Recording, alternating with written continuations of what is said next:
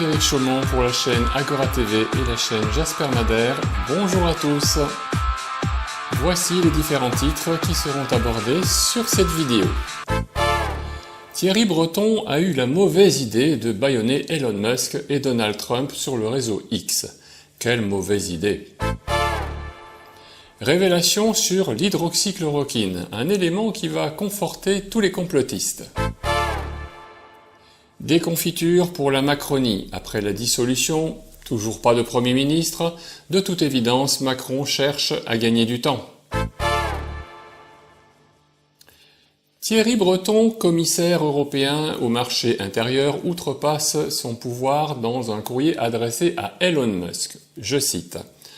En tant qu'entité individuelle contrôlant en dernier ressort une plateforme contenant plus de 300 millions d'utilisateurs dans le monde, dont un tiers dans l'UE qui a été désignée comme une très grande plateforme en ligne, vous avez l'obligation légale de garantir la conformité de X avec le droit de l'UE et en particulier le DSA dans l'UE.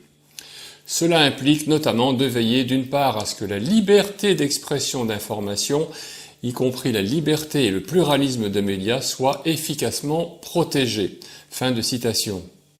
Ce qui est très curieux et même surréaliste, c'est que c'est Thierry Breton qui parle de protéger la liberté d'expression, tout en exigeant de Elon Musk et Donald Trump de ne pas s'exprimer sur le réseau X. On est toujours dans une malsaine stratégie d'inversion accusatoire. D'autre part, le Congrès américain, par la voix de la Chambre des représentants, a droit au chapitre et a écrit publiquement à Thierry Breton en précisant notamment qu'ils attendent de lui de cesser les tentatives d'intimidation contre des personnes ou entités engagées dans des prises de parole politiques et qu'il n'intervienne plus jamais dans le débat électoral américain. Et oui, en Amérique aussi, il y a des lois. Et celle-ci pourrait vraisemblablement atteindre Elon Musk. Comme cet échange est totalement public, il semble que Thierry Breton a trouvé là une occasion de se ridiculiser, puisque tout le monde sait maintenant qu'il pourrait être condamné par le Congrès pour avoir osé exiger quelque chose qu'il n'a pas le droit d'exiger. D'autre part, le simple fait pour un pays d'étrangers d'interférer dans une campagne électorale aux États-Unis est totalement interdit suite au décret signé par Donald Trump le 12 septembre 2018. Partant de là, Thierry Breton pourrait même se voir interdit de séjour aux États-Unis ou même de se voir interdire d'investir dans une entreprise. Petit témoignage du professeur Eric Combe. Comme je vous l'ai dit la semaine dernière, une nouvelle pandémie en cours de préparation et le professeur Eric Combe le déplore, il n'y a aucun traitement. Mais rassurez-vous, il y a un vaccin, même s'il reconnaît qu'il n'empêchera pas la transmission du virus. Écoutez, malheureusement, il ne faut pas compter sur un traitement. Il n'y a pas de traitement qui a prouvé son efficacité. Il y a une molécule dont on essaye d'évaluer l'efficacité, mais on n'en est absolument pas certain, d'autant plus que ce médicament n'a pas empêché d'observer des décès avec le monkeypox clade 2, qui est quand même beaucoup moins grave que le monkeypox clade 1. Donc il ne faut pas compter sur un traitement. Par contre, il y a un vaccin qui empêche les formes graves, ce qui est certainement le plus important, et qui diminue le nombre d'infections, mais qui ne les empêche pas. Donc, il n'empêchera pas le virus de circuler dans les communautés à risque. Il faut quand même insister sur le fait que c'est le monkeypox clade 2 actuellement, le monkeypox clade 1, en tout cas dans son variant B, c'est-à-dire l'épidémie qu'on observe actuellement et qui a valu une alerte de l'OMS, se propage principalement chez les adultes par voie sexuelle et par promiscuité. Bon, j'ai l'impression que ce vaccin va avoir encore moins de succès que celui du Covid-19. En revanche, si on écoute le professeur Raoult, qui est bien plus qualifié que le professeur Combe, voici son avis sur la question. Un des éléments de réflexion là-dessus sur les infections à pox-virus, comme il n'y avait pas de médicaments, les Chinois, comme d'habitude, ont testé 467 molécules disponibles pour voir s'il y en avait qui marchaient, s'il y en avait qui ne marchaient pas. Et celle qui était la plus efficace, c'est un médicament japonais qui s'appelle le Tranilast, qui est un médicament qui est prescrit beaucoup au Japon et en Corée pour les allergies, pour l'asthme en particulier, qui coûte rien, c'est génériqué, mais qui n'a pas reçu l'autorisation de la FDA, qui n'est pas commercialisé en Europe. C'est lui qui, au laboratoire, donne les résultats les plus significatifs, aussi bien sur les souris que sur les cultures cellulaires. Donc c'est intéressant, il ne sera jamais commercialisé ici parce qu'il ne coûte rien. Finalement, il existe bien un traitement, mais il ne coûte rien. Effectivement, ça sert à quoi de mettre une pandémie en place si derrière ça, le traitement ne rapporte pas d'argent ? Dans ce cas, il est effectivement plus sage de déclarer qu'il n'existe pas de traitement afin que les lobbies pharmaceutiques puissent réitérer un business aussi intéressant qu'avec le Covid. À ce traitement qui ne coûte rien, on pourrait aussi ajouter la plante insectivore Sarracenia purpurea. Maintenant que nous savons comment fonctionne le ministère de la Santé en France, il est possible qu'un médicament que nous utilisons depuis des décennies devienne du jour au lendemain une substance vénéneuse. Un peu comme l'hydroxychloroquine. D'ailleurs, je le dis en passant, l'étude délirante estimant près de 17 000 le nombre de décès dus à l'hydroxychloroquine durant la première vague Covid vient d'être officiellement rétractée, en raison notamment d'un manque de fiabilité des données. Ah, évidemment, la presse n'en parlera surtout pas. Il est possible que la plante Sarracenia purpurea soit interdite en France, un peu comme l'Artemisia annua. Nous savons dorénavant que tout ce qui soigne bien et qui ne coûte rien doit être proscrit. Bien entendu, vous l'avez compris, on veut de nouveau nous injecter une mixture expérimentale pour nous rendre encore plus malades et bien sûr pour rapporter un nouveau pactole à un ou plusieurs fabricants de poison. Accessoirement, il est important de signaler qu'il y a déjà 232 centres de vaccination qui sont déjà prêts à fonctionner, alors qu'il n'y a aucun cas de monkeypox détecté dans tout le pays. Est-ce qu'il y a encore des Français qui vont marcher dans la combine ? Il est très probable que non. Par contre, nous avons donc de bonnes raisons de craindre une obligation vaccinale par la force. Et ça, il nous faudra le refuser absolument, car il y a des lois. Si cela est nécessaire, je me permets de rappeler que l'article L 1111-4 du Code de la santé publique stipule « Reconnaître à toute personne le droit de refuser un traitement ou un soin après avoir reçu une information claire et compréhensible sur son état de santé, les conséquences et les risques éventuels de ce refus. Si la personne refuse un soin, ce choix doit être respecté, même si cela peut avoir des conséquences graves pour la santé. Le médecin est tenu de respecter la volonté du patient après l'avoir informé des risques. Rendre une injection obligatoire serait donc parfaitement illégal.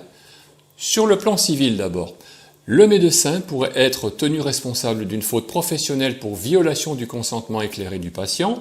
Le patient peut alors demander des dommages et intérêts pour le préjudice subi.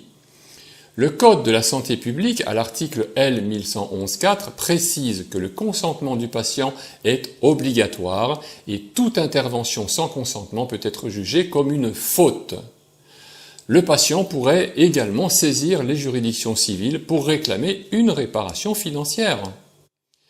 Ensuite, sur le plan purement pénal, le médecin pourrait être poursuivi pour violence volontaire, article 222.7 à 222.13 du Code pénal, même sans intention de nuire.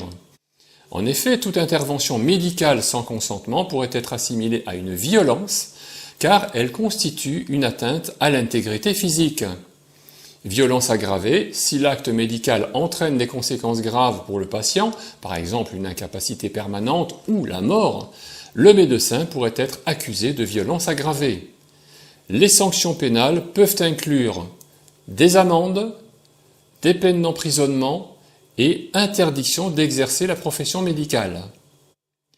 Sur un plan déontologique maintenant, le médecin peut également faire l'objet de sanctions disciplinaires de la part de l'ordre des médecins.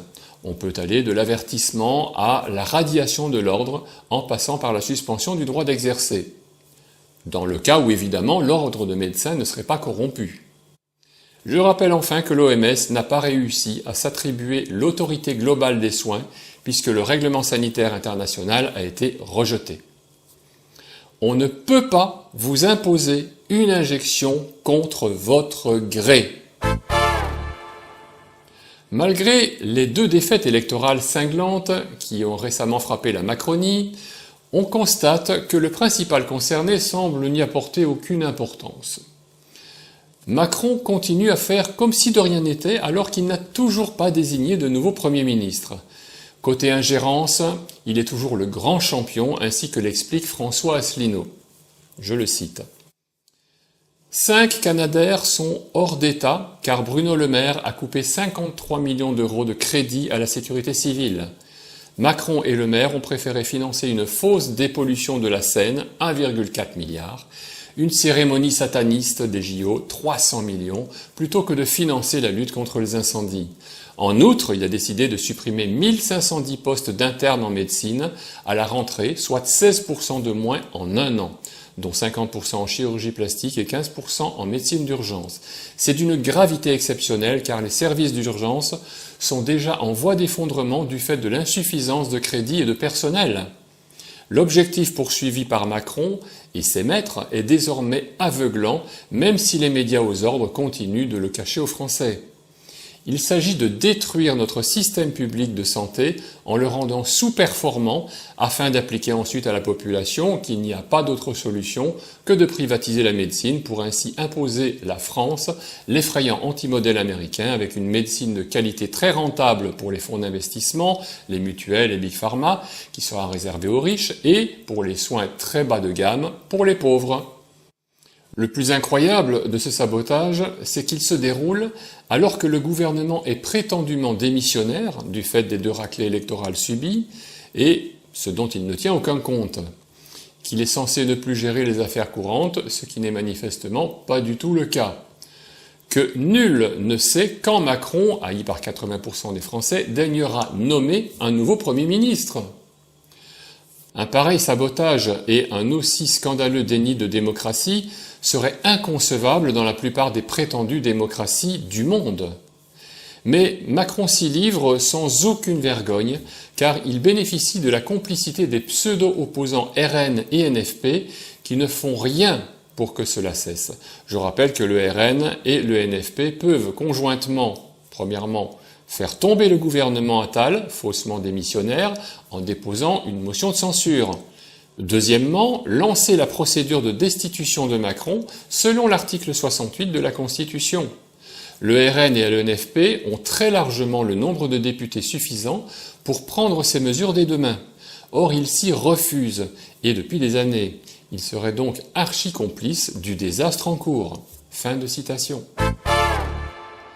Ukraine. La chaîne LCI a diffusé en direct un reportage où l'on aperçoit un soldat ukrainien qui porte sur la tête un accessoire qui nous confirme que ce que nous vous disons depuis plusieurs années est exact.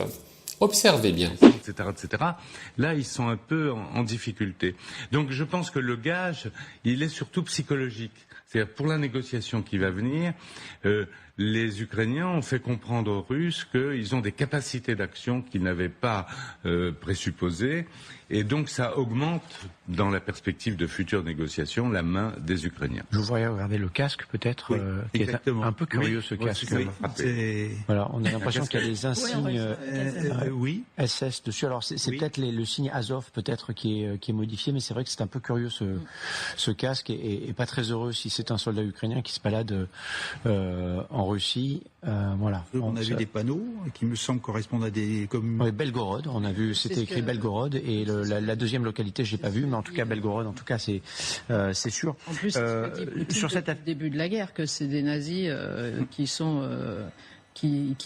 dans l'armée ukrainienne. Donc oui, ce serait bien qu'il enlève le casque. Hein. Ouais, si c'est ça, et si c'est pas... D'où viennent ces images? Oui, c'est ça qui me... Si c'est pas... Normalement, toutes nos images sont vérifiées, évidemment, hein, mais si c'est pas, évidemment... ça sur le côté. Voilà, ce sont des images de soldats ukrainiens qui nous arrivent aujourd'hui, nous dit-on. C'est comme ça qu'on casse une stratégie de communication. Et oui, nous savions déjà depuis pas mal de temps que les groupes d'Azov en Ukraine arborent pour la plupart des tenues nazies. Et je rappelle aussi que c'est bien à ces troupes nazies que l'Union européenne envoie des armes et l'argent de nos impôts. Évidemment, gros embarras dans les studios de LCI, les inconvénients du direct, mais qui conforte une fois de plus le fait que nous cherchons bien à informer et pas à désinformer, comme ont l'habitude de le faire Conspiracy Watch ou l'agence France Presse par exemple. Hommage à un être humain. Un petit être humain. forcément innocent. Et je recommande les âmes sensibles de ne pas regarder ce qui suit.